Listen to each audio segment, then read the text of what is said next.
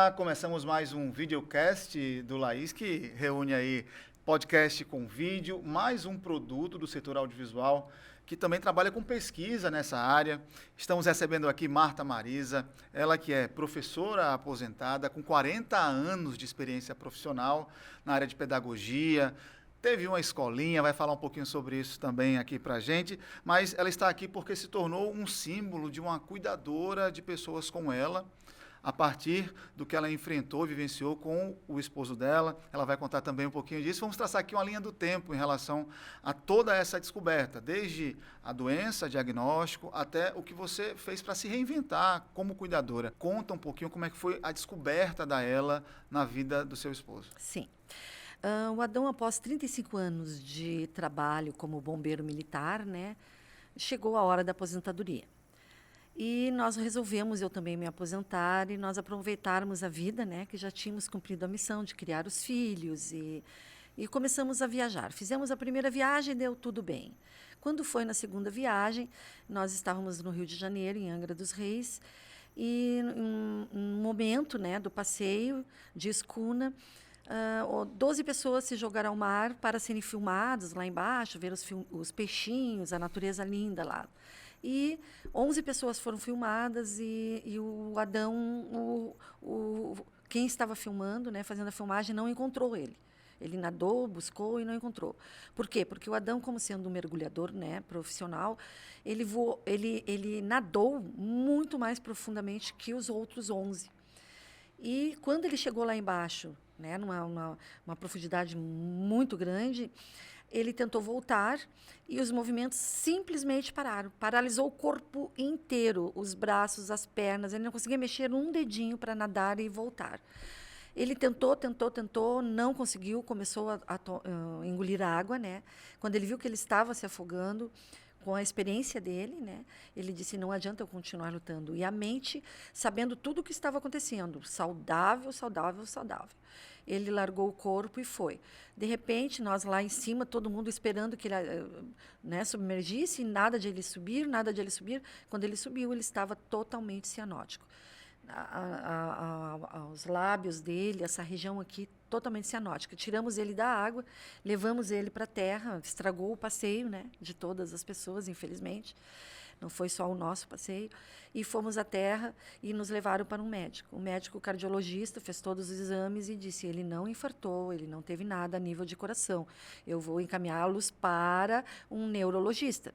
Como a nossa passagem para Porto Alegre seria às 6 da manhã do outro dia, nós nem fomos no neurologista lá no Rio de Janeiro. Nós deixamos já para ir diretamente em Porto Alegre. Chegando em Porto Alegre, largamos as malas e tal, e ele ainda disse, mas eu estou bem, porque ele voltou tudo ao normal. Ele voltou caminhando, ele voltou conversando, aparentemente não tinha nada. E eu que insisti, mas não é normal. O médico disse para nós irmos no neurologista. Naquele primeiro dia, ele ainda disse, não, hoje não, a gente está cansado. Não foi. Mas daí eu marquei o neurologista na nossa associação lá da Brigada Militar. E fui junto com ele. No primeiro neurologista, o neurologista não conseguiu achar, né, não fechou o diagnóstico ali, o segundo também não, o terceiro também não. No quarto neurologista, ele disse, vamos fazer uns exames clínicos e direcionar uma eletroneuromiografia.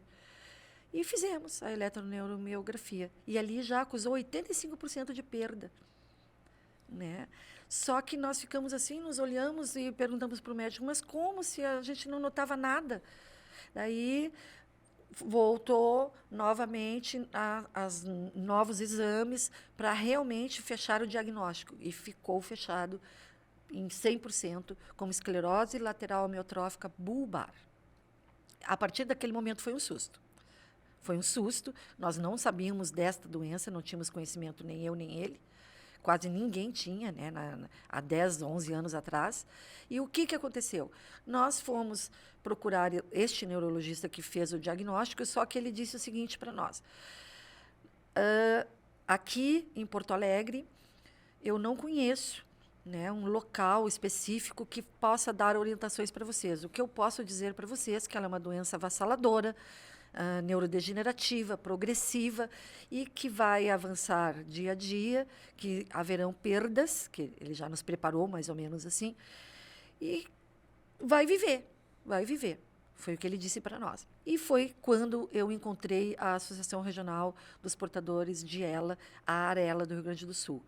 Fui lá, pedi orientação para a presidente da Arela, ela me deu as orientações iniciais, que ele iria precisar de uma equipe multidisciplinar. O que seria essa equipe multidisciplinar? Um fonoaudiólogo, um terapeuta ocupacional, um psicólogo, um fisioterapeuta, né? Que ele teria que ter um acompanhamento a partir dali para ele ter uma qualidade de vida. Então, nós nos olhamos, e no primeiro momento o Adão disse, não, mas eu estou me sentindo bem. Ele ainda pilotava a moto dele. Nós participávamos de um grupo de motociclistas, e viajávamos o Rio Grande do Sul todo, fomos para Bonito de moto, 14 motociclistas, e ele estava bem, realmente. Então, por isso que veio esse susto, porque foi muito repentino. E daí, em questão de 3 meses que eu procurei esse atendimento multidisciplinar, houve uma negação por parte dele de achar que não era necessário ainda. Então, eu perdi 3 meses de atendimento, né? E ele optou que não, ele estava bem, ele estava bem. Só que daí ele caiu de moto. Ele caiu de moto e se machucou. E eu disse, Adão, quem sabe vamos no médico novamente e vamos fazer mais exames. Chegando lá, o médico disse assim, olha, para proteção tua, da tua esposa e das outras pessoas, para de andar de moto. Tu pode, a qualquer momento, o teu neurônio motor parar de mandar mensagem para ti e tu perder os teus movimentos e ocasionar um acidente, matar uma pessoa inocente. Ele sempre foi muito lúcido, assim, e muito bondoso de coração, um bombeiro muito dedicado. Ele sempre salvou vidas, então ele disse assim, não, Deus o livre, eu não quero ocasionar a morte de ninguém. Ele foi chorando, e me entregou a chave da moto para mim. Esconde de mim, para eu não ter a tentação de pegar a moto. E daí eu disse, não, eu não vou só esconder, nós vamos vender a moto. Vamos só andar de carro. Vendi a moto. Foi terrível, foi difícil, mas era um passo que tinha que ser dado. Comecei a levá-lo, ele aceitou as terapias. Daí a Arela fez um convênio com a ACD de Porto Alegre, que tinha natação, ele amou a ideia de poder fazer natação com a fisioterapeuta, porque ele adorava a água, né? E ele sabia que ele não poderia entrar mais na água profunda ou nadar, porque ele poderia paralisar lá novamente. Isso já tinha passado os 3 primeiros meses, passou depois 6 meses, e em 6 meses ele começou a cair. Ele caía, simplesmente ele estava caminhando, caía para frente, ou caía para trás. Então, levei novamente ao médico, e o médico indicou a cadeira de rodas. Lá na ACD, nós conseguimos, através da ACD, uma cadeira de rodas para ele. Eles nos direcionaram como nós deveríamos fazer para fazer o pedido pelo SUS, e veio, assim, em questão de 12 dias a cadeira para ele. Fizemos todo esse tratamento, começamos a fazer as terapias, ele começou a admitir que ele precisava realmente, não dirigiu mais também o carro, e ele estava tendo uma qualidade muito boa de vida. Só que, infelizmente, a ela bulbar, ela é muito progressiva e rápido. E ele começou com disfagia, foi muito difícil a deglutição dele. Quando eu vi, eu tive que estar providenciando, levar ele num médico e fazer a gastrostomia. Ele aceitou, fez, e fiquei cuidando dele. Fechou entre aqueles 3, 6º mês, fechou 2 anos em casa cuidando dele, numa dupla jornada. Eu trabalhava e cuidava dele, trabalhava e cuidava dele. Mas como a escolinha era do lado da minha casa, eu atendia a escolinha, corria e atendia ele. Atendia a escolinha, corria e atendia ele. Só que chegou um momento que eu cheguei, chegou a consciência do cuidador. Não, eu vou ter que fazer alguma coisa que eu me dedique como cuidadora, ou que eu contrate alguém. Ele não quis ninguém. Ele disse, não, eu só quero tu. Aí, como é que a gente vai dizer não, né, para quem se ama? Eu disse, tá, meu velho, vou dar um jeito de transferir a minha escolinha, fechar minha escolinha, passei por uma sobrinha minha, e vou me dedicar a ti. Resultado. Foi muito rápido. Ele era uma pessoa que gostava muito de comer, gostava muito de churrasco, ele era um excelente assador, ele era um excelente forno e fogão, ele cozinhava muito bem, comia muito bem. E um dia ele se afogou com um arroz. E aquele arroz ele aspirou e foi para o pulmão. E ele começou a passar mal, e deu febre, e eu não sabia, mas ele já estava desenvolvendo uma pneumonia. E com a pneumonia houve uma rigidez total do corpo dele. Porque eu tirava ele da cama, colocava na cadeira de rodas para passear com ele, ou voltar, né, em volta da casa, ou ver pessoas, ou ver televisão. Ele tinha uma vida ainda relativamente parecida com a que ele tinha, porque ele gostava muito de filmes e tal. Então, eu proporcionei isso a ele. Só que quando houve enrijecimento de toda a musculatura, eu não conseguia mais tirar ele da cama, colocar na cadeira de rodas, tirar da cadeira de rodas, colocar no banco do carro, arrumar o cinto e levar ele para a ACD. Daí ele não pôde mais ir para a ACD. Então, a ACD, a terapeuta ocupacional, fez toda uma reorganização de tudo dentro de casa para que nós conseguíssemos mantê-lo ele ali. Foi feito. Só que a pneumonia avançou, eu não consegui curar, eu levei ele no médico, eu não consegui. A pneumonia dele, a área respiratória foi muito atingida. E eu levei ele quase morto para o hospital. Chegando lá no hospital da Brigada, passei também com ele um problema que eu já tinha passado anteriormente, que quiseram colocar o oxigênio direto nele. E não pode, né? Eles não podem ter um acesso na respiração deles, porque o diafragma é um músculo e já estava afetado. Ele não tinha mais os movimentos de aspiração e expiração normais, era com dificuldade. Então, ele foi e já foi introduzido o BiPAP. Daí, ele começou a usar o BiPAP. E ali, depois, nós ficamos 2 anos e meio na área hospitalar, que é uma outra experiência. Só para contextualizar, a senhora esteve em Natal nos dias 12 e 13 de julho de 2023, participando de um seminário internacional transdisciplinar para inovação em saúde, um olhar para ela, organizado pelo projeto Revela, que tem financiamento do Ministério da Saúde. E a senhora citou algumas questões em relação ao acesso das pessoas a recursos de atendimento no SUS. O projeto Revela desenvolve várias ferramentas com esse olhar de baratear o custo final para que o usuário do SUS possa ter acesso às tecnologias assistivas, no caso de comunicação alternativa, bioreabilitação, nutrição. Qual foi, no seu olhar de cuidadora, a principal dificuldade no acesso a serviços públicos nessa área relacionada a doenças raras?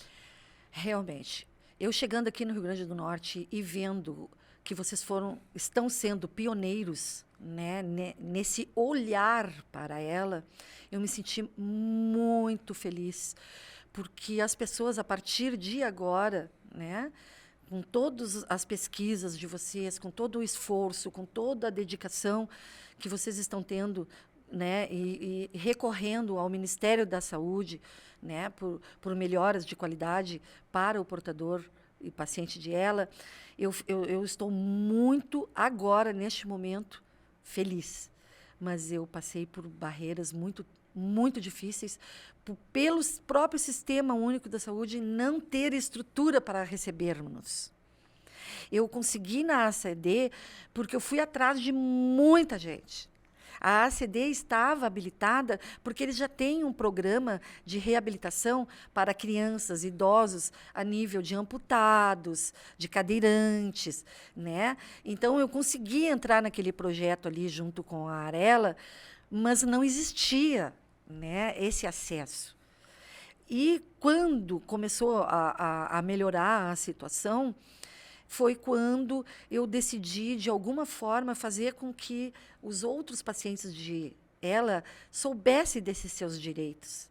Porque, assim como eu não tinha conhecimento, muitos outros, né, com bem menos informação do que eu, estariam passando até por momentos mais difíceis do que nós. Então, neste momento, assim, eu estou muito encantada com o trabalho que o Rio Grande do Norte, aqui na LAIS, está desenvolvendo. Exatamente por isso.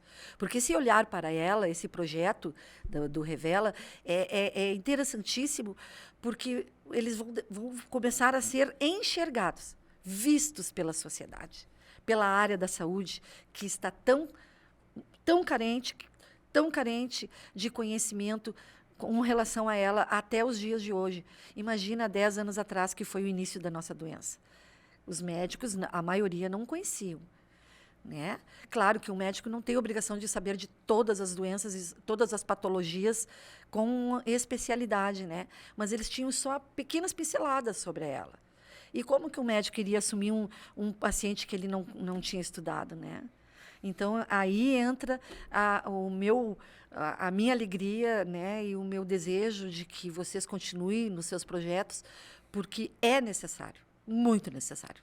A senhora falou aí, nossa doença, e muitos especialistas falam, quando adoece uma pessoa com ela, a família, os parentes também adoecem junto, porque tem que mudar a rotina. Sim. Como foi e tem sido esclarecer as pessoas sobre essa mudança de rotina, pessoas que estão tão atarefadas no seu cotidiano, correm para lá, correm para cá, e se veem como cuidadoras sem ter experiência. Hoje a senhora tem o poder de passar informações, inclusive temos uma plataforma, a Vassus, que tem uma trilha formativa toda ela voltada para o cuidado com as pessoas com doenças raras, e tem lá um dos módulos voltado para cuidadores, mas lá atrás, há 10 anos, a senhora não tinha. Olhava para isso? Não tinha nada. Eu pesquisei, gente. Pesquisei porque eu fui atrás do conhecimento, né? Pesquisei muito e não encontrei, eu me senti perdida. Sabe o que é se sentir perdida? Porque quando tu tem um diagnóstico de uma doença, né, direcionada a alguém da família, a tendência é que a gente descubra uma saída naquele momento. E a saída não existia. Então, o que eu fiz? Eu fiz adaptações e fui fazer um curso de cuidadora que a Arela abriu em Porto Alegre. Eu fiz, só que eu não tinha com quem deixar o Adão. Daí eu contratava uma pessoa para ficar com ele, mas ele tinha já muita dificuldade na fala. Né? E era difícil, porque eu estava lá no curso, mas eu também estava ligado, pensando, será que eles estão entendendo ele, que ele está precisando disso, daquilo outro? Então, eu não conseguia me desligar dele, né? Preocupada. Mas depois que eu fiz o curso, que eu comecei a entender melhor a parte respiratória, as fases que viriam, o que eu fiz? Né? Eu nunca deixei que ele entrasse na próxima fase sem ocorrer antes. Tipo, o primeiro colchão dele foi o casca de ovo, né? Para não ocasionar o quê? As escaras. Que o paciente, quando fica muito tempo de leito, começa a surgir escaras. Então, o que eu fiz? Usei esse colchão. Quando eu vi que começou a ficar vermelho, a região dorsal dele, né? As pernas e tal, eu fui pesquisar qual era o melhor colchão para ele. Fui lá, arranjei daqui, dali, um colchão d'água. O colchão d'água, quando tu aperta aqui, ele salta lá. Daí ele ia na cama dele, eu apertava lá e saltava aqui. Então, eu fazia sem querer aqueles movimentos sem querer não, querendo, né? Os movimentos da água, e ele se sentia como se ele estivesse flutuando, nadando, e ele adorava aquilo, era uma terapia para ele. E isso eu fazia várias vezes do dia. Só que o nosso inverno no Rio Grande do Sul é muito úmido, né? Muito frio. E o colchão d'água, ele não aquece. E aquilo se tornava úmido nas costinhas dele, né? No corpo todo dele. E eu comecei a pensar, isso não vai fazer bem para ele. Fui pesquisar, né? Fui pesquisar qual seria o melhor colchão para ele. Daí eu descobri que existia um colchão que tinha células, que subia uma, descia outra, subia uma, descia outra, subia uma, descia outra, com um motorzinho, né? Que eu não sabia o nome, né? Na ocasião lá. E eu disse, mas esse colchão aí vai ser bom. Eu fui ver o preço. Mas será que eu vou ter dinheiro para esse colchão? Eu disse, não, mas eu vou arranjar. E me mexi daqui, dali. Consegui comprar esse colchão para ele. Ele amou. E realmente, nos quase 5 anos, 6 anos de doença dele, ele teve apenas um início de escara. Porque a qualidade de vida, como cuidadora, a preocupação que nós devemos ter, como profilaxia, não deixar acontecer a escara, fazer com que ele tenha uma pele saudável que não deixe acontecer a abertura, né, do tecido. E assim eu fiz. E ele ficou até ele partir com aquele colchão, se sentindo muito bem. nessa relação cuidadores com médicos que cuidam desses pacientes, dessas pessoas com ela, qual seria a sua orientação na comunicação? O médico olhar para o cuidador com outro olhar, respeitar a opinião do cuidador também? Com certeza. Só que é assim, ó, normalmente eles falavam comigo, esqueciam que existia um ser humano ali naquela cama, com um cérebro, o seu intelecto perfeito. Né? Então, nós nos comunicávamos inicialmente pelo Toby. Eu baixei um aplicativo que o Stephen Hawking, que era portador de ela, tinha disponibilizado para todos os portadores do mundo. E eu também pesquisei e descobri que ele existia. Né? E fui atrás também e consegui. Baixei aquele aplicativo e nós nos comunicamos, né, só com um olhar. Só que, como a doença é progressiva, de repente as pálpebras dele começaram a cair, e quando ele queria me dizer alguma coisa, as letras se confundiam, começava x, x, x, x, d, d, d, d, d, d, d, e a gente não conseguia saber o que ele estava querendo falar, porque não saía um som, só gemidos. Né? Então, eu disse, mas nós vamos ter que conseguir outro tipo de comunicação. Daí eu fui para aquela comunicação inicial, que é a tabela, né, com as vogais e as consoantes, que a gente vai perguntando, o que tu queres? Começa com vogal, daí ele fazia assim com a cabeça, não. É consoante? Sim. É desse lado? Sim. Daí eu já ia direto ali. Né? Por exemplo, estou com dor. Dor. Ele queria falar a palavra dor. Apertava ele fazia assim para o D, porque ele já não conseguia piscar aqui, que a gente conseguisse visualizar se era sim ou não, e assim todas as letras. E eu conseguia descobrir o que ele queria. E aquela forma de comunicação, quase que arcaica, né, mas foi introduzida por um próprio portador de ela, né, era um engenheiro, ele que fez o Fahrenheit, né, ele que lançou é de acrílico, assim, transparente, e muito fácil de a gente escrever e já logo apagar, né? Então, quando o médico chegava no quarto e só se dirigia à minha pessoa, eu dizia assim, quem sabe, doutor, o senhor pergunta para o Adão, mas ele não me entende, só a senhora entende ele. Entende? Era mais fácil dizer assim, só a senhora entende ele, do que tentar descobrir qual seria a forma de comunicação. Então, eu tive o apoio de um médico muito bom lá, que foi esse, que ele começou a se interessar. Não, mas eu vou traduzir o que ele fala. Eu vou traduzir. Ele pediu para eu mostrar para ele como é que conseguiria, né, a comunicação, mostrei para ele, e assim foi. Né? Então, por isso que eu digo, existe médicos que não têm o conhecimento e que não foram em busca desse conhecimento. Mas eu também tive a sorte de encontrar este Dr. Nicoletti, que quis ir em busca do conhecimento e que abraçou a causa junto comigo e disse que nós iríamos aprender juntos. E foi assim. Ele teve o olhar para ela. E Marta Marisa foi uma das nossas convidadas aqui dessa conversa. Queria que a senhora deixasse aí um recado, uma mensagem para pessoas que são cuidadoras e que às vezes se veem só, né? Isoladas, tristes muitas vezes, mas que podem ver na informação, na busca por ciência, a esperança para cuidar mais e melhor de si e da pessoa com ela. Nós aqui podemos abranger o cuidador em dois aspectos. O cuidador familiar, que foi o meu caso, e o cuidador profissional, que normalmente é um técnico de enfermagem que fez um curso, que a Arela do Rio Grande do Sul também abre as portas para os técnicos de enfermagens e fisioterapeutas fazerem os cursos lá com eles. Eles têm uma equipe multidisciplinar excelente na Arela do Rio Grande do Sul. E o que acontece? O familiar é exaustivo, não é remunerado, mas é feito com amor que impulsiona. O recado que eu quero dar para o cuidador familiar, que o amor, o envolvimento, o bem-querer nos dá força.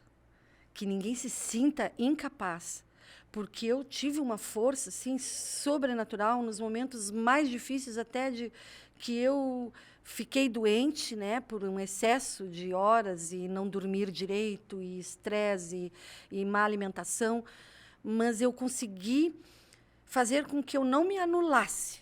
Eu sempre priorizei assim, cuidar do Adão, mas não me anular. Por um bom tempo, eu me anulei, porque ele precisava muito de mim, porque eu tinha que fazer uma rede de proteção para ele, que não existia na época, né? Mas agora os tempos estão melhorando. Olha, o laboratório de vocês, o que estão fazendo de pesquisas sensacionais. Se as pessoas acessarem os canais de vocês, eles vão ter orientação ali, né? Vai ser um passo que vai ser dado de uma forma científica, né? Com um olhar direcionado para aquela doença, que vai fazer com que não passe por aquelas fases tão difíceis, né? O cuidador vai enfrentar dificuldades, mas ele vai ter uma orientação, ele vai ter uma linha de pensamento, direcionamento de fases, e isso aí é excelente, é excelente. Eu estou saindo daqui hoje, assim, flutuando de felicidade, porque aquilo que eu não pude fazer, que eu tanto gostaria, que eu corri atrás do conhecimento e eu não tinha as portas abertas, vocês, cuidadores, a partir de agora, tendo esse acesso a essas tecnologias, as portas estão se abrindo. O primeiro passo foi dado aqui no Rio Grande do Norte. E isso é uma felicidade enorme, porque o cuidador familiar e o cuidador profissional, em algum momento, eles têm que se unir, né? Em bem de quem? Pelo bem maior da qualidade de vida do paciente. Porque, sendo ou não nosso parente, o nosso conhecido, o nosso amigo, ele precisa de um atendimento de união, né? E essa união é que transforma o amor. E o amor pode aparecer de diversas formas, né? O amor, quem cuida, ama. E, para assim, dizer assim, fechar uma mensagem para o cuidador, é que não esmoreça nunca. Nunca.